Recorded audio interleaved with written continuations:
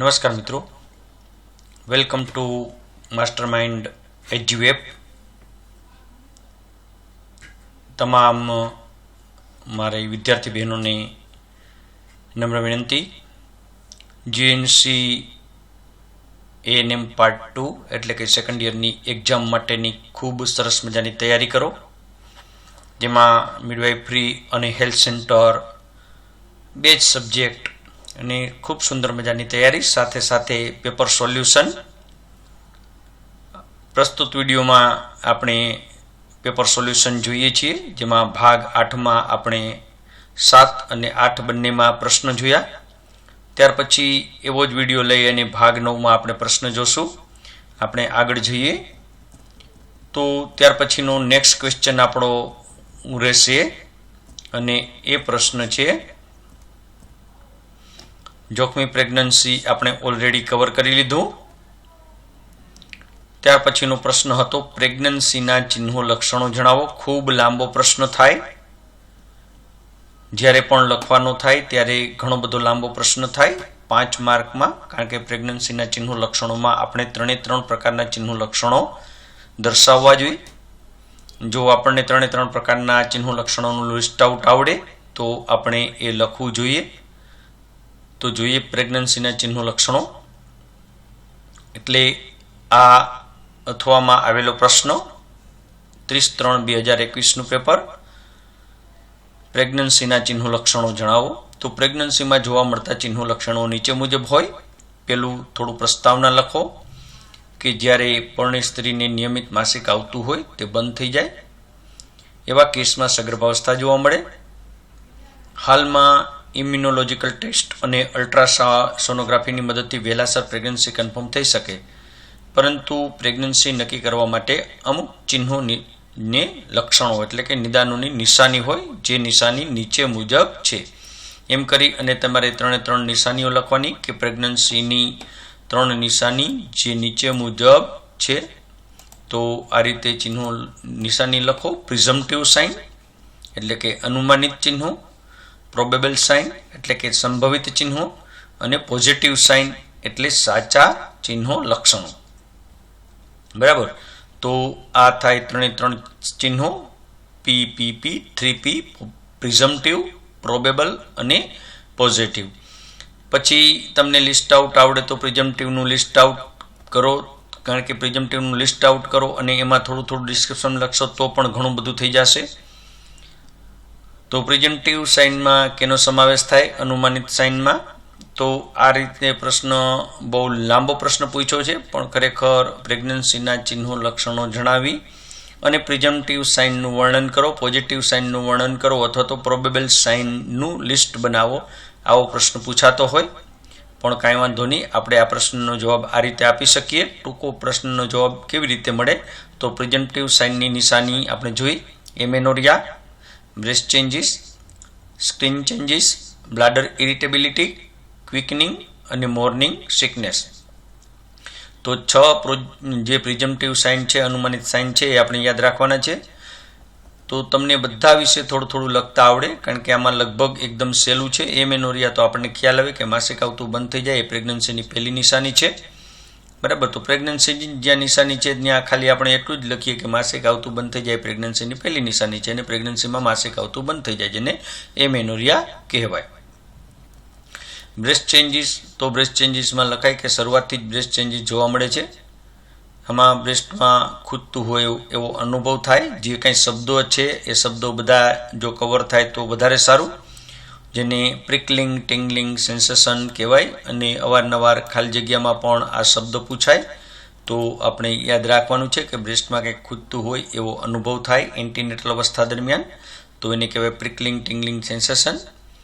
હોર્મોનના કારણે મિલ્ક ઉત્પન્ન કરતી જે ગ્લેન્ડ હોય, જે ગ્રંથિ છે, એ ઉત્તેજિત થાય અને લગભગ 6ઠા અઠવાડિયાથી આ મેમરી ગ્લેન્ડ છે એ મોટી થવાની શરૂઆત થાય. પૂરી સગર્ભાવસ્થા દરમિયાન બ્રેસ્ટનો કુલ વજન 400 ગ્રામ જેટલો વધે. નિપલનો કલર ઘેરો થતો જાય અને એરિયોલાના કલરમાં પણ ચેન્જ થતું જાય. બસ આટલું લખો, ટૂંકું લખો તો પણ આપણો પ્રશ્ન ઘણો બધો લાંબો થઈ જશે. ત્યાર પછીનું ત્રીજું સાઇન છે સ્કિન ચેન્જીસ. સ્કિન ચેન્જીસમાં સગર્ભાવસ્થા દરમિયાન સ્કિન ચેન્જીસમાં નીચે મુજબના ફેરફારો જોવા મળે. તમને 4 ફેરફારો આવડે અને ઘણી વખત ખાલી માત્ર સ્કિન ચેન્જીસ એવું ટૂંક નોંધમાં પૂછાય તો આપણને આવડવું જોઈએ. પેલું છે સ્ટ્રાયા ગ્રેવિડમ. તો સ્ટ્રાયા ગ્રેવિડમમાં આપણે થાઈ પેટના ઉપરના ભાગમાં અને થાઈના ઉપરના ભાગમાં નાના નાના સ્ટ્રાયા એટલે કે સ્કાર જોવા મળે તો એને સ્ટ્રાયા ગ્રેવિડમ કહેવાય.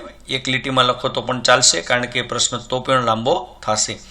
શા માટે સ્ટ્રાયા ગ્રેવિડમ જોવા મળે? તો પિચ્યુટરી ગ્લેન્ડના જે હોર્મોન છે એના હિસાબે જોવા મળે અને ઘણી વખત એન્ટીનેટલ દરમિયાન આપણે ઘણી વખત માતાએ ઇચિંગ એટલે કે ખંજવાળ્યું હોય તો પણ સ્ટ્રાયા ગ્રેવિડમ જોવા મળે. નેક્સ્ટ છે ક્લોઝમાં. તો ક્લોઝમાને પણ આપણે યાદ રાખવાનું છે. ક્લોઝમાં એટલે એનું બીજું નામ આવે માસ્ક ઓફ પ્રેગ્નન્સી.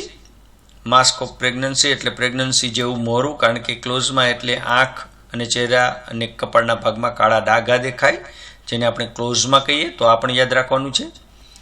ત્રીજું છે લિનિયા આલ્બા. સિમ્ફેસિસ પીબીસથી અમ્બેલિકલની વચ્ચે સફેદ ભાગ દેખાય તો લિનિયા આલ્બા કહેશું અને બ્લેક ભાગ ઘાટા થઈ જાય તો એને કહેશું લિનિયા નાઇગ્રા. તો લિનિયા નાઇગ્રા મોટા ભાગે 36 થી 38 અઠવાડિયે જોવા મળે, આવું પણ યાદ રાખજો. એક વખત ખાલી જગ્યામાં આપણને પૂછેલું છે. ચોથું સાઇન છે બ્લાડર ઇરિટેબિલિટી. વારંવાર યુરિન પાસ કરવા જવું પડે કારણ કે જેમ જેમ યુટ્રસની સાઇઝ વધતી જાય એમ બ્લાડર ઉપર યુટ્રસનું દબાણ વધતું જાય અને યુટ્રસની જે કેપેસિટી હોય યુરિન સંગ્રહ કરવાની એ ઓછી થતી જાય, પરિણામે વારંવાર યુરિન પાસ કરવા જવું પડે જેને બ્લાડર ઇરિટેબિલિટી કહેવાય. ક્વિકનિંગ એટલે ફરકવું. ફિટસનું હલનચલન જોવા મળે અને ક્યારે જોવા મળે એ પણ ખાસ યાદ રાખજો. 16 થી 20મા અઠવાડિયે ક્વિકનિંગ જોવા મળે. ઘણી વખત ખાલી જગ્યામાં આપણને પૂછાય તો આ એક પ્રિઝમ્પટિવ સાઇન છે, બરાબર. ફિટસનું હલનચલન જોવા મળે. અને લાસ્ટ છે મોર્નિંગ સિકનેસ. મોર્નિંગ સિકનેસ એટલે સવારના ભાગમાં નોસિયા વોમિટિંગ થવું. મોટાભાગની સ્ત્રીઓમાં આવું જોવા મળતું હોય પણ આપણે યાદ રાખવાનું છે, એક વખત આપણને ડેફિનેશનમાં પૂછ્યું હાઇપર એમ્નેસિસ ગ્રેવિડમ. તો જો નોસિયા વોમિટિંગનું પ્રમાણ પ્રેગ્નન્સી દરમિયાન વધુ હોય અને એ જનરલ હેલ્થ ઉપર અસર કરે તો એને કહેવાય હાઇપર એમ્નેસિસ ગ્રેવિડમ. તો આ પણ યાદ રાખજો ખાસ. ત્યાર પછી પ્રોબેબલ સાઇન. તો પ્રોબેબલ સાઇનનું માત્ર લિસ્ટ બનાવો કારણ કે આપણો પ્રશ્ન છે એ ઘણો બધો મોટો થાય. જેટલા પ્રોબેબલ સાઇન તમને આવડતા હોય અને એમાં આગળ લખો કે આ નિશાનીઓ મોટાભાગે ડૉક્ટર દ્વારા તપાસ કરવામાં આવતી હોય, વજાઇનલ એક્ઝામિનેશન દ્વારા તપાસ કરવામાં આવતી હોય, નર્સિસે ખાલી ફક્ત આસિસ્ટ કરવાનું હોય. તો પ્રોબેબલ સાઇનમાં હેગાર સાઇન આપણે જોશું કારણ કે ક્યારેક ડેફિનેશનમાં પૂછાય પણ અત્યારે આપણે એ જોશું નહીં. મિડવાઇફરીનું જ્યારે આપણે આવશે ત્યારે એમાં જોશું. Hegar sign, Jacquemier sign, Osiander sign, changes in uterus, softening of cervix, uterine souffle. Uterine souffle આપણને ઘણી વખત ખાલી જગ્યામાં પૂછાય કે હળવા મોજા જેવો અવાજ આવતો હોય યુટ્રસમાં તો એને શું કહેવાય? તો યુટેરાઇન સુફલ યાદ રાખજો. એન્લાર્જમેન્ટ ઓફ એબ્ડોમિન, બ્રેક્સ્ટોન હિક્સ સાઇન, ઇન્ટરનલ બ્લોટમેન્ટ અને ઇમ્યુનોલોજિકલ ટેસ્ટ. તો 6 સાઇન આપણે પ્રિઝમ્પટિવ યાદ રાખવાના છે, 10 આપણે પ્રોબેબલ યાદ રાખવાના છે અને ફરી ત્રીજું સાઇન આવે પોઝિટિવ અને 5 પોઝિટિવ, બરાબર. 6, 10 અને 5. તો પોઝિટિવ સાઇનમાં FHS. તો આપણે લખવાનું કે ભાઈ જેમ જેમ દિવસો આગળ વધતા જાય તેમ ફિટલ હાર્ટ સાઉન્ડ સાંભળવા મળે છે. ફિટલ પાર્ટ ફીલ થાય. ફિટલ મૂવમેન્ટ એટલે ક્વિકનિંગ ફીલ થાય. અલ્ટ્રાસોનોગ્રાફી દ્વારા ફિટસનું સ્કેલેટલ દેખાય, ફિટસના ભાગો દેખાય અને એક્સરે દ્વારા ફિટલનું સ્કેલેટલ દેખાય. તો આવો પ્રશ્ન આપણે લખી શકીએ અને એ પ્રશ્ન છે આપણો કે પ્રેગ્નન્સીના ચિહ્નો લક્ષણો જણાવો, બરાબર. તો પ્રેગ્નન્સીના ચિહ્નો લક્ષણોની મુખ્ય 3 નિશાની: પ્રિઝમ્પટિવ, પ્રોબેબલ અને પોઝિટિવ. પ્રિઝમ્પટિવ 6, પ્રોબેબલ 10 અને પોઝિટિવ 5. તો આ પ્રશ્ન આવી રીતે લખી શકાય. ત્યાર પછીનો આપણો પ્રશ્ન છે એક્લેમ્સિયાના ચિહ્નો લક્ષણો જણાવી તેમાં આપવામાં આવતી સારવાર જણાવો, બરાબર. તો એક્લેમ્સિયા આપણને આવડવું જોઈએ. એક્લેમ્સિયાની વ્યાખ્યા આવડવી જોઈએ. એક્લેમ્સિયા એટલે પ્રકાશના ઝબકારા જેવું, એટલે કે એક ત્વરિત આવતું હોય એવું, ફ્લેશિંગ ઓફ ધ લાઇટ, જેમાં કન્વલ્ઝન અને કોમા જેવા પણ જોવા મળે તો તેને પછી એક્લેમ્સિયા કહેવાય. શરૂઆતમાં પ્રી એક્લેમ્સિયા હોય. પ્રી એક્લેમ્સિયામાં માત્ર સોજા ચડે હાથ પગ ઉપર, યુરિનમાં આલ્બ્યુમિન જાય, અને જેમ જેમ કન્ડિશન આગળ વધતી જાય એમ એક્લેમ્સિયા થાય. ચિહ્નો લક્ષણો લખો. પ્રી એક્લેમ્સિયા એક્લેમ્સિયા બંનેના. એન્કલ જોઈન્ટ પર સોજો આવે, આંગળીની વીંટી ટાઈટ જણાય, ફેસ, એબડોમિન, વલ્વા આખા શરીરમાં સોજા આવે, હેડેક થાય, ઊંઘમાં ખલેલ પડે, યુરિન આઉટપુટ ઓછો થાય, એપિગેસ્ટ્રિક પેઇન થાય, કોફી કલરની વોમિટિંગ જોવા મળે, ઝાંખું દેખાય. ત્યાર પછી આગળ ઘણી વખત ટંગ બાઇટ જોવા મળે, ઘણી વખત ઇન્કોન્ટિનન્સી ઓફ યુરિન એન્ડ સ્ટૂલ, એટલે કોઈ કંટ્રોલ બાર યુરિન અને સ્ટૂલ પાસ થઈ જાય, કન્વલ્જન આવે અને માતા કોમામાં વહી જાય, જેમાં માતા બેભાન થાય, આંચકી આવે અને ઘણી વખત મસલ્સમાં આંચકી આવે અને થોડીવાર કોમામાં સરી જાય, એટલે કે બેભાન થઈ જાય. તો આ હતા બધા એક્લેમ્સિયાના ચિહ્નો લક્ષણો. અને ત્યાર પછી એક્લેમ્સિયાના ચિહ્નો લક્ષણો પછી આવે એક્લેમ્સિયાની સારવાર. તો સારવાર આપણે ઘરે પણ આપી શકીએ અને સારવાર હોસ્પિટલમાં રિફર કરી ત્યાં આપીએ. તો માતા અને એમના રિલેટિવને સાયકોલોજીકલ સપોર્ટ આપો. તાત્કાલિક નજીકની હોસ્પિટલમાં રિફર કરો. રિફર કરતા પહેલાં જો આપણી પાસે સેડેશનની વ્યવસ્થા હોય તો સેડેશન આપો. આઈવી લાઇન ચાલુ કરવી. ટ્રેન સ્ટાફને એટલે કે ટીમને સાથે રાખવી. અને મુસાફરી દરમિયાન એટલે ટ્રાવેલિંગ દરમિયાન આપણે રિફર કરતા હોય અને ઘણી વખત કન્વલ્જન આવે તો એરવે બરાબર ક્લીન કરો.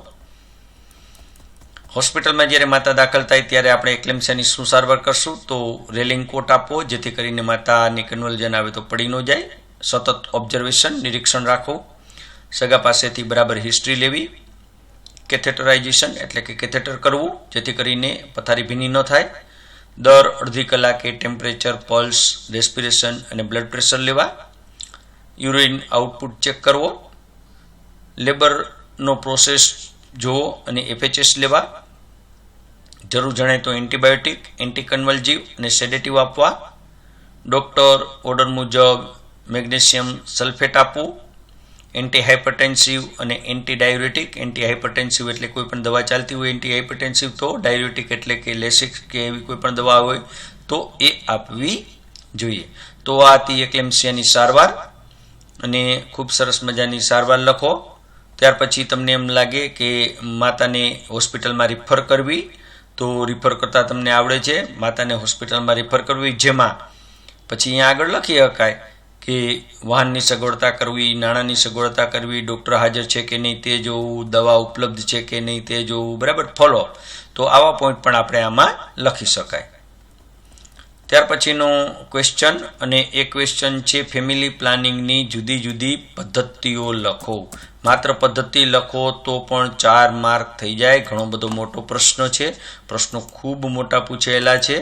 તો ફેમિલી પ્લાનિંગની માત્ર પદ્ધતિ લખવાની છે. તો કુટુંબ નિયોજનની રીત અથવા તો કોન્ટ્રાસેપ્ટિવ એટલે ફેમિલી પ્લાનિંગની પદ્ધતિઓ નીચે મુજબ છે. બરાબર, આ રીતે તો લખો જ. પેલું લખો કુદરતી મેથડ. કુદરતી મેથડનું લિસ્ટ બનાવો. બરાબર છે. એમાં breast feeding, self control, abstinence એટલે કે બ્રહ્મચર્ય, sex without penetration of vaginal intercourse, withdrawal method, fertility awareness method, safe period, calendar method, basal body temperature method, cervical mucus method અને સિમ્પ્ટોથર્મલ મેથડ. 11 મેથડ ટોટલ આપણે કુદરતી method છે. તમને જેટલી યાદ આવે એટલી લખો. અને આ તો તમને યાદ આવે જ કે સેલ્ફ કંટ્રોલ હોય. બ્રેસ્ટ ફીડિંગ એ કુદરતી મેથડ છે. સેલ્ફ કંટ્રોલ, એબ્સ્ટિનન્સ છે એટલે બ્રહ્મચર્ય, sex without penile vaginal intercourse, vaginal intercourse કર્યા સિવાય sex, withdrawal method, fertility awareness, safe period, calendar method, basal body temperature, cervical mucus અને સિમ્પ્ટોથર્મલ. પછી લખો કૃત્રિમ મેથડ, આર્ટિફિશિયલ. આર્ટિફિશિયલમાં 2 પ્રકારની હોય, એક બિનકાયમી હોય અને એક કાયમી પદ્ધતિ હોય. પહેલા આર્ટિફિશિયલ લખો, પછી ટેમ્પરરી મેથડ લખો. ટેમ્પરરી મેથડમાં 3 આવે, કેમિકલ, મિકેનિકલ અને હોર્મોનલ. તો પહેલા લખો ટેમ્પરરી મેથડ. એમાં કેમિકલ મેથડમાં ફોર્મ ટેબ્લેટ અને ક્રીમ અને જેલી.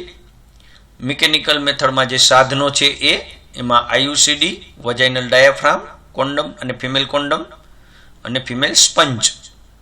હોર્મોનલ મેથડમાં ઓસીપી એટલે કે oral contraceptive pills, injectable contraceptive, નોરપ્લાન્ટ અને ઇસીપી એટલે કે ઇમરજન્સી કોન્ટ્રાસેપ્ટિવ પિલ્સ.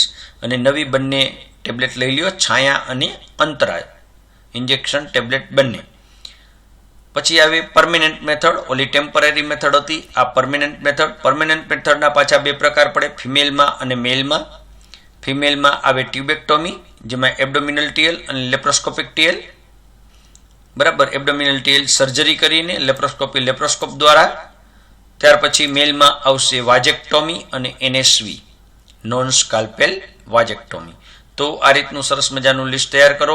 એક વખત લિસ્ટ બનાવી અને ચોડી દો તમારી સામે. દરરોજ આપણે એક વખત વાંચો, જેથી કરી આપણને ખબર પડે. પ્રશ્ન એક વખત લખો, બે વખત લખો, 3 વખત લખો, 4 વખત લખો, 5 વખત લખો. ફેમિલી પ્લાનિંગનો પ્રશ્ન એકાદ આ યુનિટમાંથી પ્રશ્ન પૂછાય.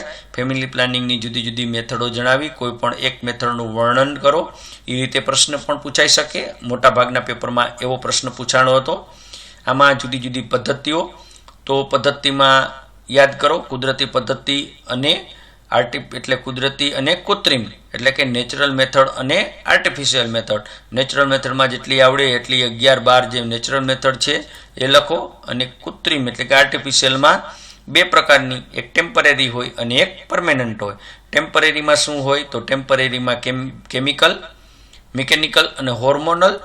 પરમેનન્ટમાં મેલ અને ફિમેલ માટે. આ રીતે આખો પ્રશ્ન તૈયાર થઈ જાય. ત્યાર પછીનો પ્રશ્ન છે અને ખૂબ અગત્યનો પ્રશ્ન, પાર્ટોગ્રાફનો એકાદ પ્રશ્ન તો આપણે પૂછાતો જ હોય કે આ પાર્ટોગ્રાફનું મહત્વ પૂછાય, પાર્ટોગ્રાફના હેતુ પૂછાય. બરાબર, તો બંનેના જવાબ એક જ આવે. અથવા તો એમ કે પાર્ટોગ્રાફમાં જુદા જુદા ભાગો, કયા કયા ભાગોનો સમાવેશ થાય છે, તો પણ એ જ પ્રશ્નનો જવાબ આવે. તો અહીંયા પાર્ટોગ્રાફનું મહત્વ સમજાવો એવું પૂછ્યું છે. તો મહત્વ કયો, ભાગો કયો, હેતુ કયો, બધામાં એક જ સેમ જવાબ આવશે. શરૂઆતમાં થોડું વર્ણન કરો કે WHO દ્વારા આપવામાં આવેલું એક અગત્યનું ટૂલ છે, સાધન છે, કે જેના વડે આપણે કહી શકાય કે ડિલિવરી નોર્મલ થશે કે અબનોર્મલ. કારણ કે કોઈ પણ વ્યક્તિ જ્યારે માતા આવે અને આપણે પાર્ટોગ્રાફ તૈયાર કરીએ ત્યારે જો ડ્યુટી બદલાય તો માત્ર ચાર્ટ ઉપરથી ખ્યાલ આવી જાય કે માતા કઈ સ્થિતિમાં છે. પાર્ટોગ્રાફ પરથી એક તો માતાની વિગત બધી જોવા મળે, માતા ક્યારે દાખલ થઈ એ જોવા મળે, મેમ્બ્રેન રપ્ચર ક્યારે થયું એ જોવા મળે, મેમ્બ્રેન રપ્ચર થયું તો ત્યારે કેવું ફ્લુઇડ હતું એ પણ એમાં જોવા મળે, FHSની વિગત પણ એમાં જોવા મળે. તો ખાલી આપણે જોઈ અને આવનાર ડ્યુટી બદલાનાર તરત વ્યક્તિને ખબર પડે. ત્યાર પછી બીજું અગત્યનું એ થાય કે પાર્ટોગ્રાફ પરથી આપણે પ્રોગ્રેસ જાણી શકીએ કે હવે મારે શું કરવું, હવે હું એક્શન લઉં, કોઈ પણ સર્જિકલ ઇન્ટરવેન્શન લઉં કે ન લઉં, પેશન્ટને રિફર કરું કે ન કરું, તો એ પાર્ટોગ્રાફ પરથી આપણે જાણી શકીએ. તો પાર્ટોગ્રાફનું મહત્વ નીચે મુજબ હોય છે. બરાબર, પાર્ટોગ્રાફ એક વખત જોઈ લ્યો અને ફોટો પાડી લ્યો અને સબકોન્શિયસ માઇન્ડમાં મૂકી દો કે આવો પાર્ટોગ્રાફ હોય. તમને ખ્યાલ છે કે પાર્ટોગ્રાફના ઉપરના ભાગમાં ડાયરેક્ટ દર્દીની વિગત હોય. તો આપણે જ્યારે મહત્વ કહીએ તો આપણે એમ કહીએ કે પાર્ટોગ્રાફ પરથી દર્દીની સંપૂર્ણ માહિતી જાણી શકાય છે. આ એનું મહત્વ થયું. એમ પૂછવું હોય કે હેતુ, તો એમ લખાય કે પાર્ટોગ્રાફ પરથી દર્દીની સંપૂર્ણ માહિતી જાણવા માટે. તો આ એનો હેતુ થયો. તો દર્દીનું પૂરું નામ, રજિસ્ટ્રેશન નંબર, દાખલ, સમય, પારા, ગ્રેવિડા, મેમ્બ્રેન રપ્ચર થયાનો ટાઈમ, બરાબર, આ બધુંય આપણે જાણી શકીએ. તો પહેલી વિગત આવી દર્દીની માહિતી જાણી શકાય. ત્યાર પછી બીજી વિગત આવ્યું મહત્વ, પાર્ટોગ્રાફ પરથી ફિટલ હાર્ટ રેટની કન્ડિશન જાણી શકાય, FHS જાણી શકાય. બરાબર, FHS નોર્મલ છે કે FHS અબનોર્મલ છે એ પાર્ટોગ્રાફ પરથી આપણે જાણી શકાય. જેના પરથી આપણે કહી શકીએ કે ફિટલ ડિસ્ટ્રેસ છે કે નહીં. તો આપણને ખ્યાલ હોય કે FHS નોર્મલ કેટલા હોય તો 120 to 160 પર મિનિટ. તો આ રીતે આપણે પાર્ટોગ્રાફથી બીજું મહત્વ FHSની સ્થિતિ જાણી શકાય. ત્રીજું મહત્વ, પાર્ટોગ્રાફ પરથી એમનિયોટિક ફ્લુઇડની સ્થિતિ જાણી શકાય. આપણને પાર્ટોગ્રાફ જોઈએ તો આપણને પાર્ટોગ્રાફ પરથી આપણને ખબર પડે કે એમનિયોટિક ફ્લુઇડનો કલર કેવો છે. પહેલાં તો મેમ્બ્રેન રપ્ચર છે કે નહીં એ જાણી શકાય. જો રપ્ચર હોય તો આપણને ખબર પડે, R લખવાનો હોય, C લખવાનો, આર હોય તો રપ્ચર હોય, સી હોય તો મેમ્બ્રેન અને ક્લિયર ફ્લુઇડ હોય, રપ્ચર હોય અને મેમ્બ્રેન ક્લિયર ફ્લુઇડ હોય, એમ હોય તો મ્યુકોનિયમ વાળું ફ્લુઇડ હોય, બી હોય તો બ્લડ સ્ટેન. તો આના ઉપરથી આપણને ખબર પડી જાય કે ફ્લુઇડ કેવું છે, એમ્નિયોટિક ફ્લુઇડનો કલર કેવો છે. બરાબર. ક્લિયર ફ્લુઇડ હોય તો આપણને ખબર પડી જાય કે ભાઈ સ્થિતિ ફિટસની સ્થિતિ સારી છે. પણ જો મ્યુકોનિયમ કે બ્લડ યુક્ત હોય તો આપણને ખબર પડે કે ફિટલ ડિસ્ટ્રેસ થવાના 100% ચાન્સીસ છે. મારે રિસસિટેશનના તમામ સાધનો ઉપલબ્ધ કરવા પડશે. તો આ પાર્ટોગ્રાફનું મહત્વ કહેવાય. નેક્સ્ટ મહત્વ છે પાર્ટોગ્રાફ પરથી મોલ્ડિંગની માહિતી જાણી શકાય છે. મોલ્ડિંગ આપણા જે મોડિફાઈડ કરેલા પાર્ટોગ્રાફમાં એએનએમ માટે મોલ્ડિંગની માહિતી મૂકેલી નથી, પણ આપણે લખવાનું કે પાર્ટોગ્રાફ પરથી મોલ્ડિંગની માહિતી જાણી શકાય છે. બરાબર.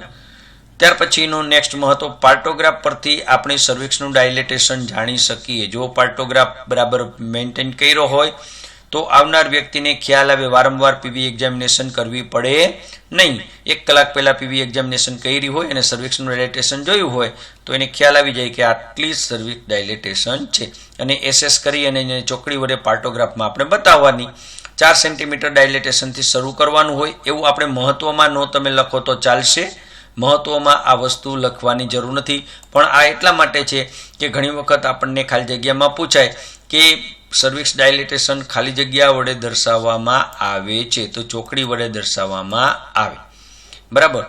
તો એક્ટિવ ફેઝમાં કેટલા સેન્ટીમીટરનું ડાયલેટેશન ગણી પાર્ટોગ્રાફ રાખવામાં આવે છે, તો 4 સેન્ટીમીટર ગણીને રાખવામાં આવે. તો આ આપણે લખી શકીએ, પણ આ પ્રશ્નમાં આપણે કદાચ ન લખીએ તો ચાલે. ત્યાર પછી પાર્ટોગ્રાફ પરથી ક્યારે એલર્ટ થવું અને ક્યારે એક્શન લેવા એ આપણે જાણી શકીએ છીએ. કારણ કે એક વખત એલર્ટ લાઇનથી ક્રોસ થાય અને બરાબર ડાયલેટેશન ન થાય અને હેડ ડિસેન્ટ ન થાય તો આપણને ખ્યાલ આવે કે હવે આપણે એલર્ટ થવાનું છે, અને એક વખત એ લાઇન એલર્ટ લાઇન ક્રોસ થઈ જાય તો પછી આપણને ખ્યાલ આવે કે હવે મારે એક્શન લેવાના છે. શું એક્શન લઈશ? તો આઈધર વેક્યુમ, એફિઝિયોટોમી, બરાબર, કોઈ પણ સિઝેરિયન માટેની તૈયારી કરો, કોઈ પણ તૈયારી કરો, સર્જિકલ ઇન્ટરવેન્શન લેવા પડે. નેક્સ્ટ, પાર્ટોગ્રાફ પરથી એબ્ડોમિનલ પાલ્પેશન કરી અને હેડનું ડિસેન્ટ કેટલું થયું છે, હેડ સિમ્ફેસિસ પ્યુબિસથી નીચે કેટલું ઉતર્યું છે એ આપણે જાણી શકીએ છીએ. આ એનું મહત્વ કહેવાય. પાર્ટોગ્રાફ પરથી માતા ખરેખર જે સમયે દાખલ થયેલ છે, કયા સમયે ડિલિવરી આવેલ છે, એક્ઝેક્ટ ટાઈમ આપણે પાર્ટોગ્રાફ પરથી જાણી શકીએ છીએ. પાર્ટોગ્રાફ પરથી કોન્ટ્રાક્શન કેટલા આવે છે, કેટલી વાર કોન્ટ્રાક્શન ટકે છે, કેવા કોન્ટ્રાક્શન આવે છે તે જાણી શકાય, જેથી કરીને આપણે ખ્યાલ આવે કે માતા થાકેલી નથી ને, અથવા તો ઓક્સિટોસિન આપવાની જરૂર પડશે કે નહીં. તો આ એનું મહત્વ કહેવાય. પાર્ટોગ્રાફ પરથી ઓક્સિટોસિન કેટલું આપ્યું છે, ક્યારે આપ્યું છે, કેટલા ડ્રોપ્સ પર મિનિટ જાય છે, આ બધું આપણે એમાં લખેલું હોય તો જે શિફ્ટ એટલે કે બીજી શિફ્ટવાળી જે નર્સિસ હોય તો એને ખ્યાલ આવે કે ઓલરેડી ઓક્સિટોસિન ડ્રીપ ચાલુ છે. નેક્સ્ટ છે પાર્ટોગ્રાફ પરથી દવાઓ, કઈ કઈ દવાઓ માતાને આપેલી છે એ આપણે પાર્ટોગ્રાફ પરથી જ જાણી શકીએ, જેથી કરીને આપણે કોઈ દવાનો ઓવરડોઝ ન થઈ જાય, કોઈ દવા આપણે ડબલ ન આપી દેવાય. પાર્ટોગ્રાફ પરથી પલ્સ, બ્લડ પ્રેશર, ટેમ્પરેચર વગેરે જાણી શકાય છે. આ એનું મહત્વ છે, કારણ કે પાર્ટોગ્રાફમાં ટેમ્પરેચર લઈને માર્ક કરવાનું હોય, પલ્સ લઈને માર્ક કરવાની હોય, બીપી લઈને માર્ક કરવાનું હોય છે. બરાબર. અને લાસ્ટમાં પાર્ટોગ્રાફ પરથી આપણે યુરિન એક્ઝામિનેશન કરી અને પાર્ટોગ્રાફમાં પ્લોટિંગ કરવાનું હોય, પાર્ટોગ્રાફમાં માર્કિંગ કરવાનું હોય, જેથી કરીને ખબર પડે કે માતાનો યુરિન આઉટપુટ ચાર્ટ આટલો છે, યુરિનમાં પ્રોટીન, એસિટોન જાય છે કે નહીં, એ બધી જ માહિતી આપણને પાર્ટોગ્રાફ પરથી મળે. તો આને કહેવાય પાર્ટોગ્રાફનું મહત્વ, પાર્ટોગ્રાફના હેતુઓ, અથવા તો માત્ર પાર્ટોગ્રાફ આપણને પૂછે તો આપણે આ રીતે ટૂંકનોંધ લખી શકીએ. એવો જ નેક્સ્ટ ક્વેશ્ચન છે, અને એ છે AMTSL. ઘણી વખત પૂછે કે નોર્મલ લેબર એટલે શું, લેબરના ત્રીજા તબક્કાનું મેનેજમેન્ટ જણાવો. બરાબર. પણ અહીં આપણને acute management of third stage of labour એટલે કે લેબરના ત્રીજા તબક્કાનું મેનેજમેન્ટ જણાવો. ફૂલ ફોર્મમાં પણ અવારનવાર પૂછાય છે, AMTSL, acute management of third stage of labour, યાદ રાખજો. તો આપણે લખવાનું ત્રીજા તબક્કાની વ્યાખ્યા અને પછી કરવાનું એનું મેનેજમેન્ટ. પહેલાં આપણને ખ્યાલ હોવો જોઈએ કે ત્રીજો તબક્કો કોને કહેવાય. તો ત્રીજો તબક્કો કોને કહેશું? તો પહેલાં ડેફિનેશન લખો, સમય લખો અને પછી એનું મેનેજમેન્ટ કરો.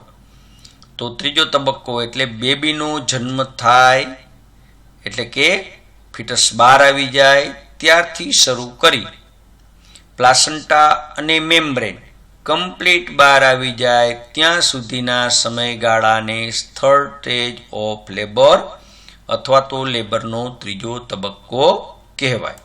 સમયગાળો પ્રાઇમરી પારામાં પણ 10 થી 15 મિનિટ અને મલ્ટી પારામાં પણ 10 થી 15 મિનિટનો હોય. 10 થી 15 મિનિટમાં પ્લાસન્ટા અને મેમ્બ્રેન આઉટ આવી જાય. તો વ્યાખ્યા થઈ ગયા પછી આપણે લખવાનું કે active management of third stage of labour નીચે મુજબ છે.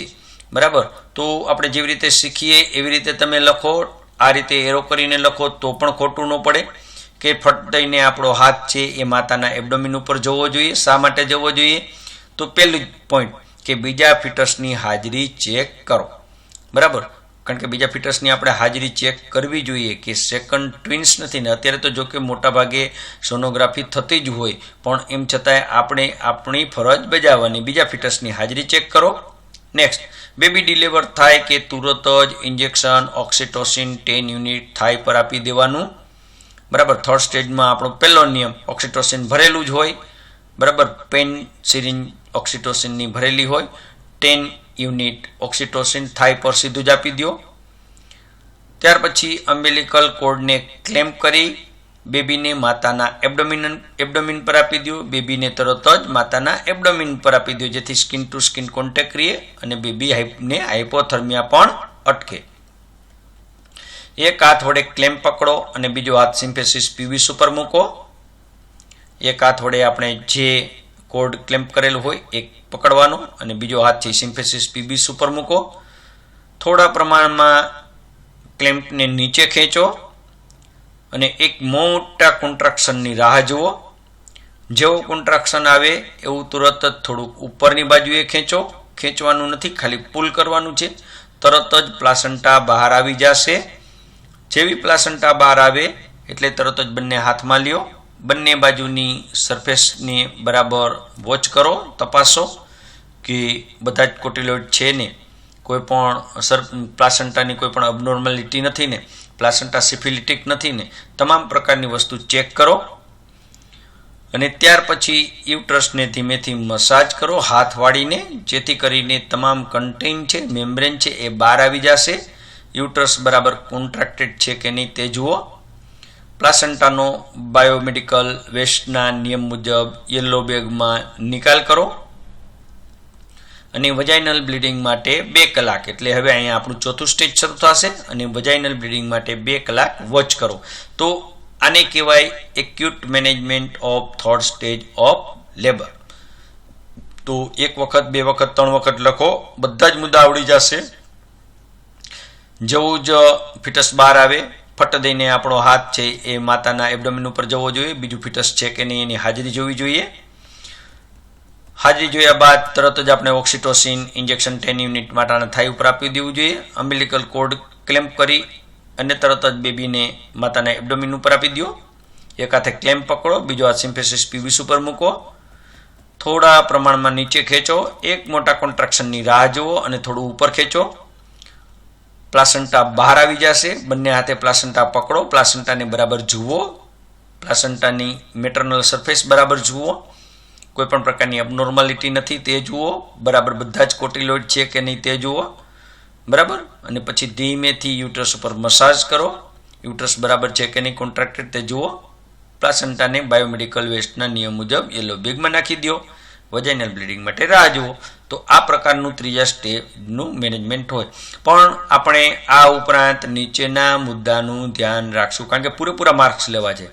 તો આ રીતે લખો અને નીચેના મુદ્દા લખો. ઓબ્ઝર્વેશન કરશું માતા અને ફિટસનું, માતાને સાયકોલોજીકલ સપોર્ટ આપશું, બ્લાડર અને બોવેલ કેર લેશું, પ્લાસન્ટા આઉટ અને પ્લાસન્ટાનું ઓબ્ઝર્વેશન કરશું, પીપીએચ માટે વોચ કરશું, માતાની કેર એટલે કે મધર કેર લેશું, રપ્ચર ઓફ મેમ્બ્રેન જોશું, પેડ અને બેન્ડેજ કરશું. બરાબર, પેડ અને બેન્ડેજ કરશું. ત્યાર પછી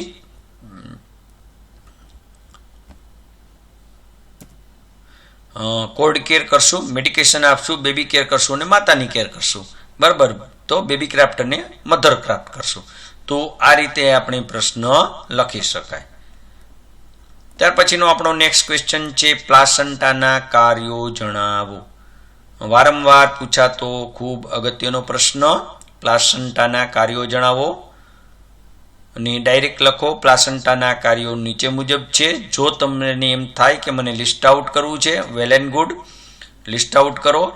ન્યુટ્રિટિવ, 2 ગ્લાયકોજેનિક, 3 રેસ્પિરેટરી, 4 એક્સક્રીટરી, 5 એન્ડોક્રાઇન અને 6 એન્ટી ઇન્ફેક્ટિવ અથવા તો ઇનએક્ટિવ. વર્ણન કરો બહુ સરસ મજાનું ટીક ટીક કરીને કે ન્યુટ્રિટિવ કાર્ય કેવું હોય. તો ન્યુટ્રિટિવ એટલે ન્યુટ્રિશન પૂરું પાડે. આપણને ખ્યાલ છે કે પહેલા જે કાર્ય છે એ ઓવરી કરતી, જે કાર્ય માતા કરતી એ કાર્ય, આખું કાર્ય હવે પ્લાસન્ટા કરે. તો ન્યુટ્રિશન ક્યાંથી પૂરું પાડે? તો પ્લાસન્ટા પૂરું પાડે. ફિટસના શરીરના બંધારણ માટે જરૂરી એમાઇનો એસિડ પૂરા પાડે, ગ્લુકોઝ પૂરો પાડે, કેલ્શિયમ પૂરું પાડે, ફોસ્ફરસ પૂરું પાડે, પ્રવાહી ઇલેક્ટ્રોલાઇટ અને હિમોગ્લોબિન પૂરા પાડે છે.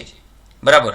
ત્યાર પછી અગત્યનું કાર્ય કે ફિટસનું લીવર બરાબર વિકસિત ન હોય એટલે ગ્લુકોઝનું ગ્લાયકોજન અને ગ્લાયકોજનનું ગ્લુકોઝમાં રૂપાંતર કોણ કરે? તો આ કામ પ્લાસન્ટા કરે. બરાબર. ફિટસ જ્યારે ઇન્ટ્રાયુટેરિન લાઈફમાં હોય ત્યારે તમામ કાર્ય છે ફિટસના પોષણનું પ્લાસન્ટા કરે. તો ન્યુટ્રિશન એટલે ન્યુટ્રિશન પૂરું પાડવાનું કામ. બીજું કામ આવે ગ્લાયકોજનિક. બરાબર, ગ્લાયકોજનિક એટલે ગ્લુકોઝ, ગ્લુકોઝનું ગ્લાયકોજનમાં રૂપાંતર કરે અને ગ્લાયકોજનનું ગ્લુકોઝમાં રૂપાંતર કરે. ફિટસ બાયણે હોય તો એનું લીવર કામ કરતું હોય, પણ અત્યારે લીવર છે ફિટસનું કામ ન કરતું હોય તો એ કામ કોણ કરે? તો પ્લાસન્ટા કરે. તો આને ગ્લાયકોજનિસ કહેવાય.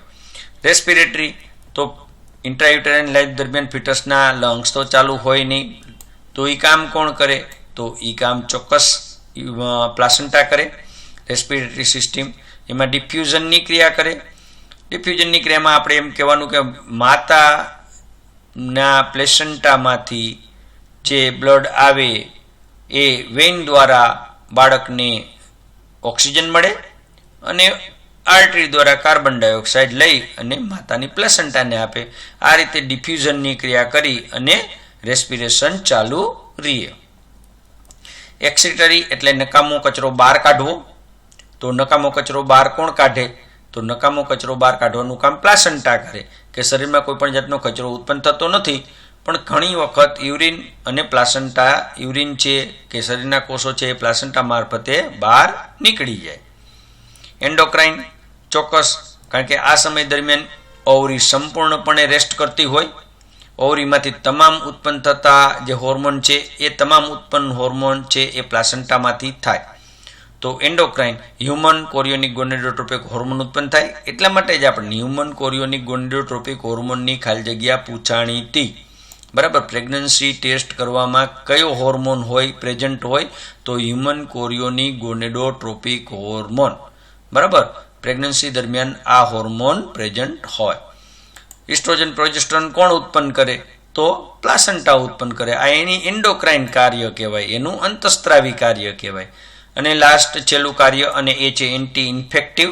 ખૂબ અગત્યનું કાર્ય કે પ્લાસન્ટા છે એ નકામા પદાર્થો, માઇક્રો ઓર્ગેનિઝમ જે ફિટસને નુકસાન કરે એ બધું જ પ્લાસન્ટામાંથી ફિટસમાં ક્યારેય આવે જ નહીં. બધું ગળાઈને જ આવે. કોઈ પણ પ્રકારના માતા તરફથી ફિટસમાં ઇન્ફેક્શન આવે નહીં. પણ અપવાદરૂપ એક યાદ રાખવાનું છે અને એ યાદ રાખવાનું છે રૂબેલા ઇન્ફેક્શન. બરાબર. તો પ્લાસન્ટાનું બહુ અગત્યનું કાર્ય એન્ટી ઇન્ફેક્ટિવ કે કોઈ પણ પ્રકારના ઇન્ફેક્શન લાગવા ન દે. પણ માત્ર રૂબેલા ઇન્ફેક્શન એવું છે કે જે માતા તરફથી ફિટસમાં આવે, અથવા તો ઘણી વખત માતાએ કોઈ પણ પ્રકારના મોર્ફિન, એનાલ્જેસિક, સેડેટિવ દવા લીધી હોય તો એ પ્લાસન્ટા થ્રુ ફિટસમાં આવે અને ફિટસ જ્યારે છેલ્લા અઠવાડિયામાં લીધી હોય તો ઘણી વખત રેસ્પિરેટરી ડિપ્રેશન થવાના ચાન્સીસ રહે, બરાબર. અથવા તો ટેટ્રાસાયક્લિન જેવી એન્ટીબાયોટિક લીધી હોય તો પણ ફિટસ ઉપર અસર કરે. આવું યાદ રાખવાનું છે. ત્યાર પછી જો રૂબેલા ઇન્ફેક્શન લાગે તો આપણને અહીંયા ખબર છે કે રૂબેલા ઇન્ફેક્શન એક વખત બાળકને લાગે તો શું પોઝિશન થાય? તો પોઝિશન એવી થાય કે કોન્જેનિટલ અબનોર્માલિટી જોવા મળે, કાર્ડિયાક ડિફેક્ટ જોવા મળે, ઘણી વખત જુવેનાઇલ કેટ્રેક એટલે કે બાળક જન્મે તરત જ ઘણી વખત કેટ્રેક એટલે કે મોતિયો આવે, ડેફનેસ અને ડમ્બનેસ જેવી એટલે કે બહેરાશ ને એવી પણ પરિસ્થિતિનો ઉદ્ભવ થાય. તો મોટાભાગે આવું ઉદ્ભવ થવા દેતું નથી, કારણ કે પ્લાસન્ટા છે એની એન્ટી ઇન્ફેક્ટિવ કામ એકદમ પરફેક્ટ કરતું હોય, બરાબર. એકમાત્ર રૂબેલા ઇન્ફેક્શન લાગે અને એના માટે આપણને ખબર છે કે નવો ટ્રેન્ડ્સ છે. અત્યારે કોઈ પણ કપલ પ્રેગ્નન્સી પ્લાન કરે તો એના પહેલાં ગાયનેકોલોજિસ્ટને બતાવે અને એમ કહે કે મારે પ્રેગ્નન્સી પ્લાન કરવી છે, તો ગાયનેકોલોજિસ્ટ એને MR એટલે કે મિઝલ્સ અને રૂબેલા વેક્સિન પ્રિફર કરે, 2 ડોઝ લે અને ત્યાર પછી પ્રેગ્નન્સી પ્લાન કરે, જેથી કરીને રૂબેલા ઇન્ફેક્શન લાગતું પણ અટકે છે. તો આ તો આપણો ત્રીજો પ્રશ્ન. અને એવી જ રીતે આપણો ચોથો પ્રશ્ન એટલે મેન્સ્ટ્રુએશન સાયકલ. તો આ પણ અવારનવાર પૂછાતી એક ટોકનોન છે, મેન્સ્ટ્રુએશન સાયકલ. અને એ તમે પહેલા જ ચેપ્ટરમાં આપણે ઓલરેડી ખૂબ સરસ મજાની શીખ્યા કે સ્ત્રીઓમાં પ્યુબર્ટીના સમયથી શરૂ કરીને મેનોપોઝ સુધી, એટલે કે મેનોપોઝ એટલે 45 થી 50 વર્ષ સુધી જ્યારે કુદરતી રીતે માસિક બંધ થઈ જાય એ કન્ડિશનને મેનોપોઝ કહેવાય. તો પ્યુબર્ટીથી શરૂ કરી અને મેનોપોઝ સુધી દર 28 દિવસે યુટેરાઇન કેવિટીમાંથી વજાઇનલ બ્લીડિંગ થાય એને મેન્સ્ટ્રુએશન સાયકલ કહેવાય. આ સાયકલ દર વખતે ચાલુ જ રહી દર 28 દિવસે, તો આપણે એને મેન્સ્ટ્રુએશન સાયકલ કહીએ. પછી તમે થોડું ટીક ટીક કરીને લખો કે પ્રેગ્નન્સી દરમિયાન આ સાયકલ બંધ થાય. સાયકલ ક્યારે શરૂ થાય? તો 14 વર્ષથી શરૂ થઈને 45 વર્ષ સુધી ચાલે. સાયકલ કેટલા દિવસનું હોય? તો સામાન્ય રીતે 5 દિવસનું હોય. આ સાયકલ દરમિયાન કેટલું બ્લડ લોસ થાય? તો 100 થી 200 ml જેટલું બ્લડ લોસ થાય. પ્રથમ વખત સાયકલ આવે, પ્રથમ વખત માસિક આવે, પ્રથમ વખત મેન્સ્ટ્રુએશન સાયકલ શરૂ થાય તો એને શું કહેવાય? તો એને કહેવાય મેનાર્કી, બરાબર. આપણે યાદ રાખવાનું છે, કારણ કે અવારનવાર આપણને ખાલી જગ્યામાં પૂછે મેનાર્કી, બરાબર. તો આવું લખો. ત્યાર પછી આપણે લખવાનું મેન્સ્ટ્રુએશન સાયકલના ફેઝ, તબક્કાઓ. મેન્સ્ટ્રુએશન સાયકલના કુલ 4 ફેઝ હોય છે જે નીચે મુજબ છે, બરાબર. અને આ રીતે લખતા જાઓ. જો તમે 4 ફેઝ પહેલાં લખી નાખો, રિજનરેટિવ ફેઝ, પોલિફરેટિવ ફેઝ, સિક્રેટરી ફેઝ અને મેન્સ્ટ્રુઅલ ફેઝ, બરાબર. તો આ 4 ફેઝ પહેલાં લખી નાખો અને પછી વર્ણન કરો તો બી ચાલે. અને ડાયરેક્ટ વર્ણન કરતા જાઓ, ફેઝ લખતા જાઓ અને વર્ણન કરતા જાઓ, ટીક ટીક કરતા જાઓ. કે રીજનરેટિવ ફેઝ, રીજનરેટિવ એટલે રીજનરેશન, ફરીને પાછું એન્ડોમેટ્રિયમ તૈયાર થાય. એક વખત મેન્સ્ટ્રુએશન સાયકલ આવી જાય અને ફરીને પાછું એન્ડોમેટ્રિયમ તૈયાર થાય તો એને રીજનરેશન થયું કહેવાય, ફરીને જનરેશન થયું કહેવાય. તો પહેલું જ ફેઝ હોય એ રીજનરેટિવ ફેઝ કહેવાય. તો એ મેન્સ્ટ્રુએશન સાયકલના લગભગ 3-4 દિવસથી જ શરૂ થવા માંડે. તો રીજનરેટિવ સ્ટેજ આ ફેઝ માસિકના 3જા દિવસથી જ શરૂ થાય, ફરી એન્ડોમેટ્રિયમનું પડ તૈયાર થાય છે. પછી પોલિફરેટિવ અથવા તો ફોલિક્યુલર. તો જેમ જેમ આગળ સમય જતો જાય એમ ઓવરીમાંથી ગ્રાફિન ફોલિકલ ડેવલપ થાય, એન્ડોમેટ્રિયમના સેલનું મલ્ટિપ્લિકેશન થાય, એન્ડોમેટ્રિયમ સેલ ફરીને જાડું થવા માંડે તો એને કહેવાય પોલિફરેટિવ ફેઝ. 5મા દિવસથી શરૂ થાય અને 14 દિવસ સુધી આ ચાલે. એન્ડોમેટ્રિયમના સેલનું મલ્ટિપ્લિકેશન એટલે ઘણા બધા સેલ થાય. ઓવરીમાં ગ્રાફિન ફોલિકલ ડેવલપ થાય. ગ્રાફિન ફોલિકલમાં જે પ્રીમેચ્યોર ઓવમ હોય એ મેચ્યોર થઈ અને ગ્રાફિન ફોલિકલ રપ્ચર થાય અને બહાર નીકળે. આ ક્રિયાને ઓવ્યુલેશન કહેવાય છે. આ પણ યાદ રાખવાનું છે અને અવારનવાર આપણને ડેફિનેશનના રૂપમાં પૂછે ઓવ્યુલેશન. તો ગ્રાફિન ફોલિકલમાં એક મેચ્યોર ઓવમ ગ્રાફિન ફોલિકલ રપ્ચર થઈને બહાર નીકળે. ક્યારે નીકળે? તો 14મા દિવસે, મેન્સ્ટ્રુએશન સાયકલના 14મા દિવસે નીકળે. તો આ ક્રિયાને ઓવ્યુલેશન કહેવાય. તો આવું પોલિફરેટિવ સ્ટેજમાં લખવાનું હોય. સિક્રેટરી ફેઝ કે જેમાં સિક્રેશન થતું હોય, આપણને ખબર પડે સિક્રેટરી નામ એવા ગુણ સિક્રેટરી. આમાં શું થાય કે એક વખત ઓવ્યુલેશન થઈ જાય એટલે જે ગ્રાફિન ફોલિકલ છે એ સંકોચાઈ જાય, સંકોચાઈ એટલે ખોખું ખાલી થઈ જાય, તો એને કહેવાય કોર્પસ લ્યુટિયમ. ઓવ્યુલેશન હોય, ઓવ્યુલેશન થતું હોય, ગ્રાફિન ફોલિકલ છે એમાં ઓલરેડી ઓવમ હોય તો ત્યારે ઇસ્ટ્રોજનનું પ્રમાણ વધારે હોય. ખોખું ખાલી થઈ જાય એટલે પ્રોજેસ્ટેરોનનું પ્રમાણ વધે, પ્રોજેસ્ટેરોનનું પ્રમાણ વધે એટલે સિક્રેશન વધે અને પરિણામે ફરીને પાછું એન્ડોમેટ્રિયમ જાડું બને અને એમાં બ્લડ સપ્લાય થાય અને ફરીને પાછું આ પીરિયડ 10 દિવસ સુધી આમ નામ ચાલે, તો આને કહેવાય સિક્રેટરી ફેઝ.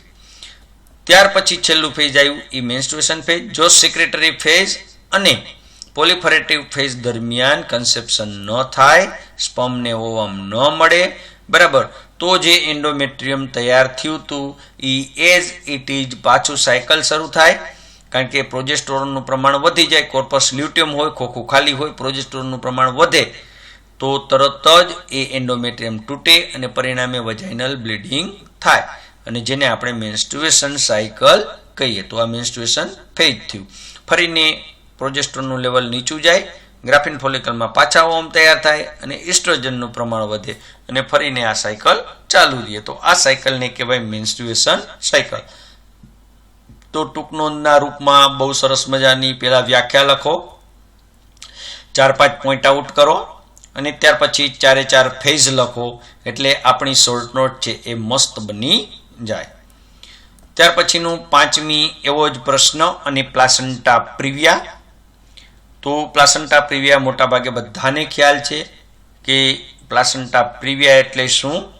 તો નોર્મલી જે યુટ્રસ હોય અને એમાં જે એમ્બેડિંગ થતું હોય કન્સેપ્શન થયા પછી સ્પર્મ અને ઓવમનું જે કન્સેપ્શન ઝાયગોટ, ત્યાર પછી બ્લાસ્ટોસિસ, બરાબર, ટ્રોફોબ્લાસ્ટ. આ ટ્રોફોબ્લાસ્ટિક સેલમાં જે વિલાય હોય, કોરિયોનિક વિલાય, એ ટ્રોફોબ્લાસ્ટિક સેલમાં સિન્સિયોબ્લાસ્ટ હોય. એ સિન્સિયોબ્લાસ્ટ નોર્મલી યુટ્રસના લેટરલ સાઈડમાં અથવા તો અપર સેગમેન્ટ ઉપર જ ચોટે, બરાબર, પણ કોઈ પણ કારણસર યુટેરાઇન સેગમેન્ટના નીચે એટલે કે લોઅર ભાગમાં ચોટેલ હોય અથવા તો નીચેના ભાગમાં, એકદમ નીચેના ભાગમાં ચોટે તો એને કહેવાય પ્લાસન્ટા પ્રિવિયા. સમજાઈ જશે.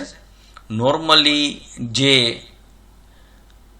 આપણું ટ્રોફોબ્લાસ્ટિક સેલ છે એ જે કન્સેપ્શન થયેલું જે ઝાયગોટ, બ્લાસ્ટોસિસ, ટ્રોફોબ્લાસ્ટિક, ઇનરમાસ સેલ આ બધું છે એ યુટ્રસના અપર સાઈડ અથવા તો લેટરલ સાઈડમાં ચોટે. પણ ઘણી વખત એવું બને કે સિઝેરિયન થયેલું હોય, ન્યાસ્કાર હોય, કોઈ પણ જાતનું મોલ હોય, કોઈ પણ જાતનું સિસ્ટ હોય તો એ જે કન્સેપ્ટ થયેલું, જે ફર્ટિલાઇઝ થયેલું ઓવમ છે એ ભાગમાં ન ચોટે અને યુટ્રસના નીચેના ભાગમાં ચોટે, એમ્બેન્ડિંગ થાય તો એને કહેવાય પ્લાસન્ટા પ્રિવિયા. બરાબર, અહીંયા આપણે પ્લાસન્ટા પ્રિવિયા એવું જ લખ્યું છે એટલે આપણે સંપૂર્ણ બધું આપવું પડે, વ્યાખ્યા, કારણો અને એની સારવાર. બરાબર, તો કારણોમાં મુખ્ય કારણ છે એ અનનોન હોય, ઘણી વખત કોઈ પણ જાતનું કારણ જ ન હોય, ઇડિયોપેથિક કહેવાય. અન્ય કારણોમાં મલ્ટીપારા મધર હોય, મોટી ઉંમરે પ્રેગ્નન્સી રહી હોય, અગાઉ સિઝેરિયન થયેલું હોય, યુટ્રસમાં સ્કાર હોય, પ્લાસન્ટા મોટી હોય અને ઘણી વખત ટ્વિન્સ હોય તો આવું પ્લાસન્ટા પ્રિવિયા જેવું બનતું હોય. બરાબર, તો પ્લાસન્ટા પ્રિવિયાના લક્ષણો આપણે જોઈએ, ચિહ્નો લક્ષણો કે પ્લાસન્ટા પ્રિવિયામાં કેવા ચિહ્નો લક્ષણો જોવા મળે.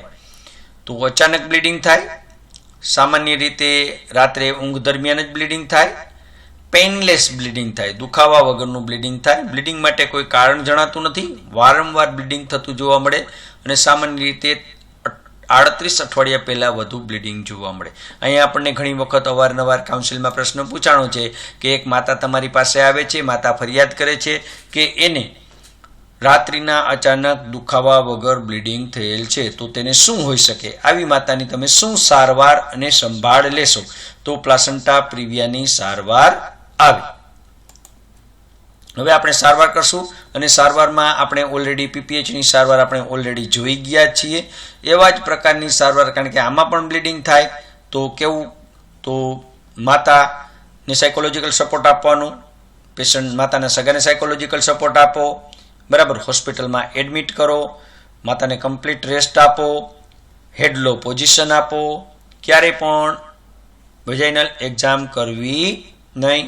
ટીમ વર્ક તૈયાર કરો, જેમાં સ્ટાફ નર્સ, એનેસ્થેટિસ્ટ, બરાબર, ગાયનેકોલોજીસ્ટ ટીમ બનાવો. બંને હાથમાં આઈવી ફ્લુઇડ ચાલુ કરો. ઘણી વખત એકાદ હાથમાં આપણે બીટી આપવું પડે, બ્લડ આપવું પડે, તો બે હાથમાં આઈવી ફ્લુઇડ ચાલુ કરો. હળવા હાથે એબ્ડોમિનલ એક્ઝામિનેશન કરો.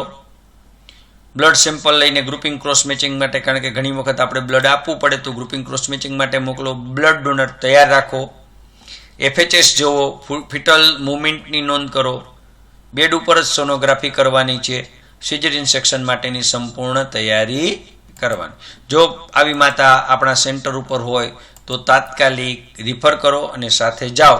અને રિફર કરતી વખતે નીચેના મુદ્દા ધ્યાનમાં રાખવા: વાહનની સગવડતા, નાણાંની સગવડતા, ડૉક્ટર હાજર છે કે નહીં, દવા હાજર છે કે નહીં, ફોલોઅપ વગેરે જોવાનું રહે.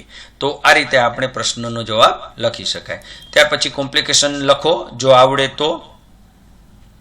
માતામાં શું કોમ્પ્લિકેશન? તો APH વિથ શોક થાય, માલ પ્રેઝન્ટેશન જોવા મળે, પ્રીમેચ્યોર લેબર થઈ જાય, ઘણી વખત કોલ્ડ પ્રોલેપ્સ થાય, ઘણી વખત સ્લો ડાયલેટેશન થાય, ઇન્ટ્રાપાર્ટમ હેમરેજ જોવા મળે, ઘણી વખત પાછળથી પછી PPH થાય, રિટેન પ્લાસન્ટા જોવા મળે.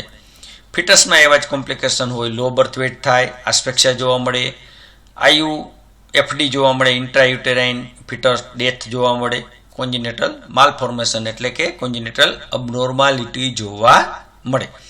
તો આ હતી આપણી પ્લાસન્ટા પ્રિવિયાની. અને પ્લાસન્ટા પ્રિવિયા પણ આવી રીતે જેમ કીધું આપણે ચર્ચા કરી એવી રીતે પ્રશ્ન પૂછાય. આ ડાયરેક્ટ પ્લાસન્ટા પ્રિવિયા એવું જ પૂછ્યું છે, પણ પ્રશ્નના રૂપમાં પણ પૂછાય કે માતા તમારી પાસે આવે છે, માતા ફરિયાદ કરે છે કે એને રાત્રિના કોઈ પણ દુખાવો વગર બ્લીડિંગ થાય છે. આવી માતાને શું હોઈ શકે અને આવી માતાને તમે શું સારવાર આપશો. ત્યાર પછીનો આપણો નેક્સ્ટ ક્વેશ્ચન છે અને એબોર્શન.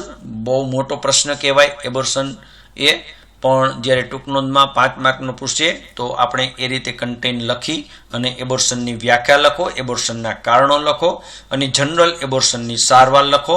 એટલે આપણું કન્ટેન્ટ 5 માર્કનું થાય. એબોર્શન એટલે શું? તો 20 અઠવાડિયા પહેલાં, યાદ રાખજો, ખાસ યાદ રાખવાનું છે. અને ઘણી વખત ખાલી જગ્યામાં પૂછે કે 20 અઠવાડિયા પહેલાં કુદરતી કે કૃત્રિમ રીતે જે ગર્ભ છે, યુટેરાઇન કન્ટેન્ટ છે, એનો અંત લાવવો, એને એબોર્શન કહેવાય. પણ સીધી સાદી શરત એ કે એનું વજન છે 500 ગ્રામ કરતાં ઓછું હોય, બરાબર, તો એબોર્શન કહેવાય. એબોર્શન એ સેફે હોય અને અનસેફ પણ હોઈ શકે. એબોર્શનના કારણો: એબોર્શનના કારણમાં ફિટસના કારણો હોય અને માતાના કારણો પણ હોય. ફિટસના કારણોમાં ક્રોમોઝોમલ અબનોર્માલિટી હોય, માલફોર્મેશન જોવા મળે, કોન્જેનિટલ અબનોર્માલિટી હોય, ઘણી વખત ફિટલ ડેથ હોય તો પણ એબોર્શન થઈ શકે. માતાના કારણોમાં રૂબેલા ઇન્ફેક્શન હોય, કોઈ પણ પ્રકારની બીમારી હોય, કોઈ ક્રોનિક બીમારી હોય લાંબા ગાળાની. ઈજાના કારણે ઘણી વખત થાય, એબ્ડોમિનલ પર ઈજા થાય, ઇન્ટરકોર્સ વખતે ઘણી વખત ઈજા થઈ હોય, છેલ્લા ટ્રાઇમેસ્ટરમાં ઈજા થઈ હોય. ટોક્સિક એજન્ટ, એમાં ટોક્સિકમાં ખાસ કરીને lead, arsenic, alcohol, tobacco, caffeine એવા જેવા તત્વો જો શરીરમાં જાય તો પરિણામે એબોર્શન થઈ શકે. યુટ્રસના અમુક રોગો હોય, ફાઇબ્રોઇડ યુટ્રસ હોય તો થાય. ફોલિક એસિડ કે વિટામિન ઈની ખામી હોય તો એબોર્શન થાય. યાદ રાખજો, બધાય ટીક ટીક કરીને આપણે કારણો લખવાના છે. પિતાના કારણમાં ડિફેક્ટિવ સ્પર્મ હોય તો પણ એબોર્શન જોવા મળે. તો આ હતા એબોર્શનના કારણો. માતાના કારણો લખો, ફિટસના કારણો લખો અને જનરલ કારણો લખો. પ્રકારમાં આપણે માત્ર 2 પ્રકાર લખવાના છે: કુદરતી એબોર્શન અને કૃત્રિમ એબોર્શન. કુદરતી એબોર્શનમાં આપણે બધા એબોર્શન આપણે જે કંઈ છે મિસ્ટેક આપણે યાદ રાખ્યું હતું એ મિસ્ટેક આપણે વાંચવાનું છે. પહેલું મિસ્ડ એબોર્શન કુદરતીમાં, બીજું inevitable abortion, septic abortion, habitual abortion, threatened અથવા તો ધમકી ભર્યું એબોર્શન, ઇનકમ્પ્લીટ એબોર્શન અને કમ્પ્લીટ એબોર્શન. મિસ્ટેક આવું યાદ રાખો, મિસ્ટેક, બરાબર, બધા જ એબોર્શન આવે. અને અહીંયા ઘણી વખત આપણને કાઉન્સિલમાં પ્રશ્ન પૂછ્યો કે એબોર્શનના જુદા જુદા પ્રકારો લખી અને ધમકી ભર્યા એબોર્શનના ચિહ્નો લક્ષણો જણાવી તેની સારવાર લખો. આવું આપણને અવારનવાર પૂછે. તો એબોર્શનના પ્રકાર આપણે લખવા હોય તો આવું મિસ્ટિક એવું યાદ રાખવાનું. M ફોર મિસ્ડ, I એટલે ઇનકમ્પ્લીટ, S એટલે સેપ્ટિક, H એટલે હેબિચ્યુઅલ, T એટલે થ્રીટેન્ડ, I એટલે ઇનએવિટેબલ અને C એટલે કમ્પ્લીટ એબોર્શન. બરાબર. તો આ રીતે આપણે કરાય. ત્યાર પછી કૃત્રિમ એબોર્શનમાં MTP આવે. બરાબર. થોડા ચિહ્નો લક્ષણો લખો કે થોડા પ્રમાણમાં વજાઇનલ બ્લીડિંગ જોવા મળે, ઘણી વખત ઓસ બંધે હોય, ઘણી વખત ઓસ ખુલ્લું હોય, મેમ્બ્રેન ઘણી વખત ઇન્ટેક પણ હોય, મેમ્બ્રેન ઘણી વખત રપ્ચર પણ હોય, બ્રાઉન વજાઇનલ ડિસ્ચાર્જ જોવા મળે, FHS બંધ થઈ જાય, ફિટલ મુવમેન્ટ હોતી નથી. સારવારમાં જેવી રીતે આપણે પ્લાસેન્ટા પ્રિવિયાની સારવાર લખી, PPHની સારવાર લખી, એવી જ રીતે એબોર્શન, કારણ કે એબોર્શનમાં પણ બ્લીડિંગ થાય.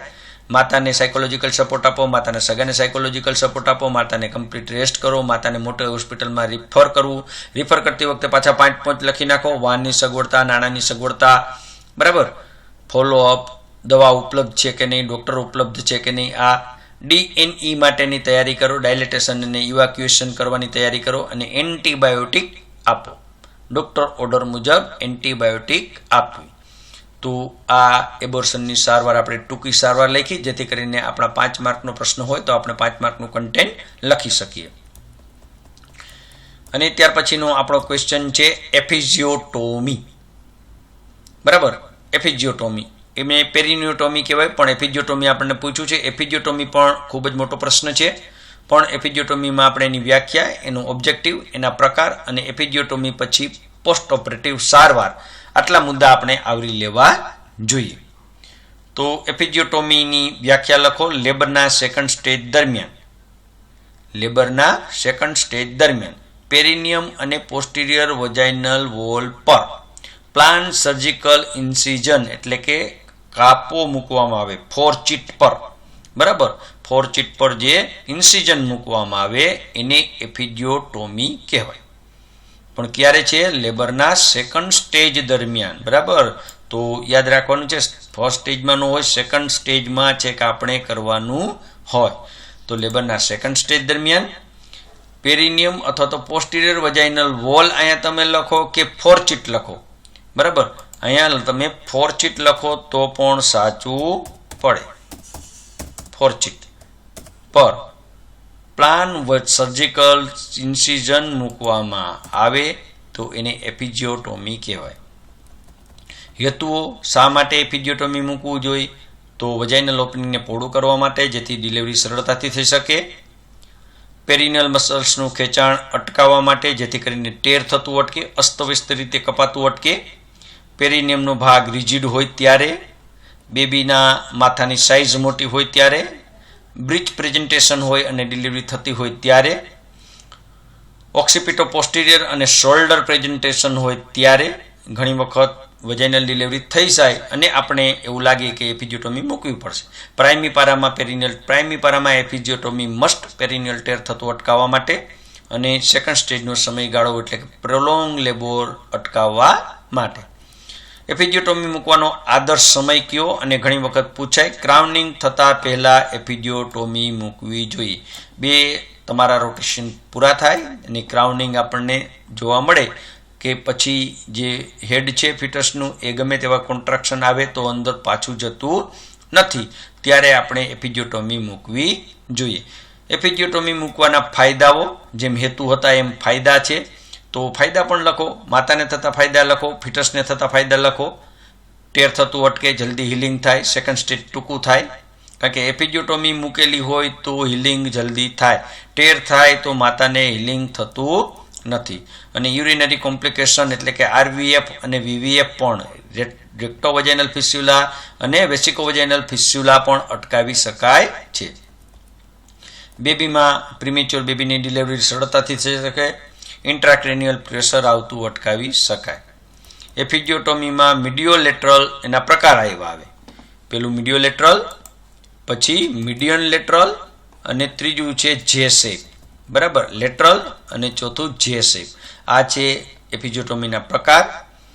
આ પ્રકારની મિડિયોલેટરલ, આ પ્રકારની એફિઝિયોટોમીમાં ઇન્સિઝન ફોરચીટના મિડ પોઈન્ટથી ડાઉનવર્ડ અને આઉટવર્ડ જમણી બાજુ કે ડાબી બાજુ મૂકવામાં આવે. ઇન્સિઝન 2 સેન્ટીમીટર 2.5 સેન્ટીમીટર દૂર મૂકવામાં આવે. મીડિયન લેટર આમાં વર્ટેક્સ પ્રેઝન્ટેશન હોય ત્યારે મૂકવામાં આવે. મીડિયન લેટરલ એપિઝોટોમી આ પ્રકારનું ફોર્ચિટના મીડિયલ પોઈન્ટથી શરૂ કરી અને મિડલ લાઇનમાં જ ઇન્સિઝન મૂકવામાં આવે. લેટરલ એપિઝોટોમી હોય તો સેન્ટ્રલની બંને બાજુએ ઇન્સિઝન મૂકવામાં, બાર્થોલિન ગ્લેન્ડને ઈજા ન થાય એવી રીતે બંને બાજુએ, નીચે નહીં પણ બંનેની બાજુમાં ઇન્સિઝન મૂકવાનું હોય. જે શેપ છે તો 5 o'clock કે 7 o'clock પોઝિશનમાં ઇન્સિઝન મૂકવાનો હોય, એને જે શેપ કહેવાય. વચ્ચેથી પેરિનિયમના ભાગને તકલીફ ન પડે એવી રીતે આ એપિઝોટોમી મૂકવાની હોય. ફોર્ચિટ 3 પોઈન્ટથી શરૂ કરી એન્ટિરિયર કે પોસ્ટિરિયર 1.5 સેન્ટીમીટર ને ડાઉનવર્ડ ઇન્સિઝન મૂકવામાં આવે. બરાબર, 1.5 સેન્ટીમીટર ડાઉનવર્ડ ઇન્સિઝન મૂકવામાં આવે. આમાં ખાસ આપણે યાદ રાખવું જોઈએ કે પેરિનિયમને ઈજા થાય નહીં. પોસ્ટ ઓપરેટિવ કેર લખો થોડી, અને તમામ એકાદ પ્રશ્ન એવો હશે કે જેમાં પોસ્ટ ઓપરેટિવ કેર આવતી હશે. આ મુદ્દા થાપેલા છે. આવા જ મુદ્દા આપણે પોસ્ટ ઓપરેટિવમાં બધી જ પ્રકારની કેર હોય તો પોસ્ટ ઓપરેટિવમાં આ જ પ્રકારના મુદ્દા આપણે લખવા પડે. થોડા મુદ્દા ચેન્જ થાય. પેશન્ટને રિસીવ કરવું, જેવું આવે ઓટીમાંથી તરત રિસીવ કરીએ. પોઝિશન આપીએ એટલે કે હેડલો પોઝિશન આપીએ. હલનચલન એટલે પેશન્ટનું અર્લી એમ્બ્યુલેશન, જેવું થોડું ભાનમાં આવે અર્લી એમ્બ્યુલન્સ કરો.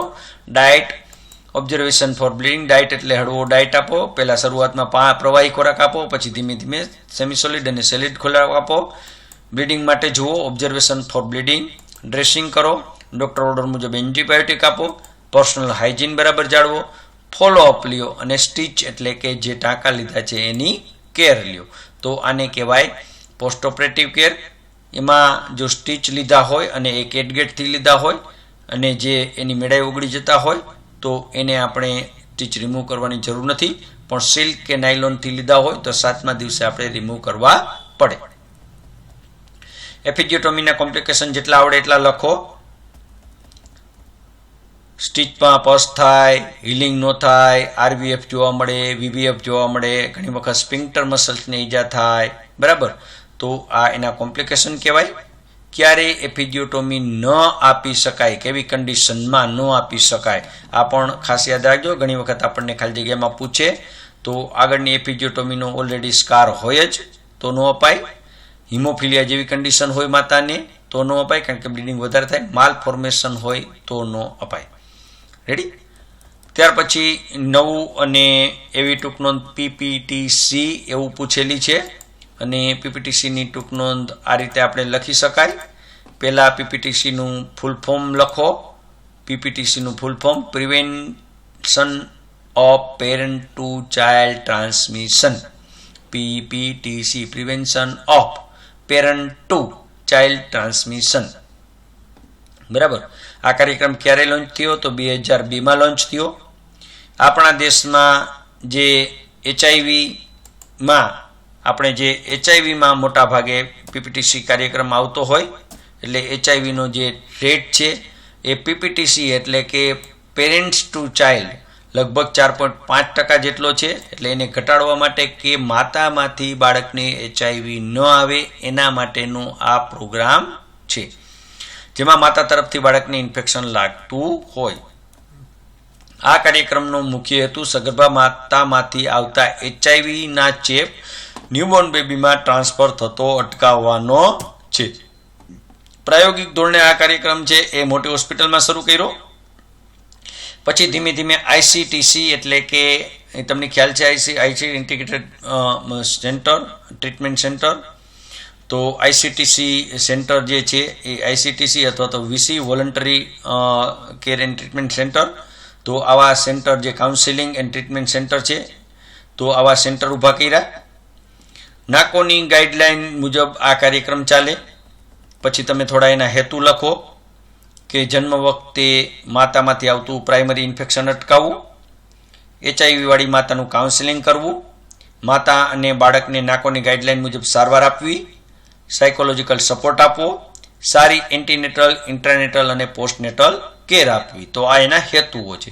કઈ કઈ સેવાઓ આપણે પીપીટીસીમાં આપીએ તો પીપીટીસીમાં એચઆઈવી નેગેટિવ અને એચઆઈવી પોઝિટિવ બંને માતાને આપણે સેવા આપવાની હોય. HIV નેગેટિવ હોય એવી માતાને શું સેવા આપશું? તો સેક્સ કાઉન્સેલિંગ કરશું, કપલ કાઉન્સેલિંગ કરશું, ફેમિલી પ્લાનિંગની સેવાઓ, ફ્રી કોન્ડમ વિતરણ, હાઈ રિસ્ક ગ્રુપ માટે BCC એટલે કે behaviour changes communication, HIV testing, infant feeding અને ન્યુટ્રિશન વિશેની માહિતી અને સેફ ડિલિવરી પ્રેક્ટિસ. તો પ્રશ્ન આ પણ નવો છે, એકાદી વખત લખી નાખજો જેથી કરીને ખ્યાલ આવે. અને આ ઉપરાંત તમે ગમે ત્યાંથી ગૂગલ પરથી પણ એમના જવાબ તમે મેળવી શકો. તો થોડું એમાં પણ તમે મેળવજો. HIV પોઝિટિવ હોય એવી માતા જેમાં એન્ટીનેટલ કેર, ઓછામાં ઓછી 4 વિઝિટ, MTP માટે કાઉન્સેલિંગ, ફેમિલી પ્લાનિંગની સેવાઓ અને સેફ ડિલિવરી પ્રેક્ટિસ. તો પોઝિટિવ માતાને આ PPTC કાર્યક્રમમાં આ રીતે આપણે સેવાઓ આપીએ. ત્યાર પછીનો આપણો પ્રશ્ન, અને એ પ્રશ્ન હશે ઓબ્જેક્ટિવ ટાઈપનો પ્રશ્ન, અને જે આપણે નેક્સ્ટ પાર્ટમાં લેશું.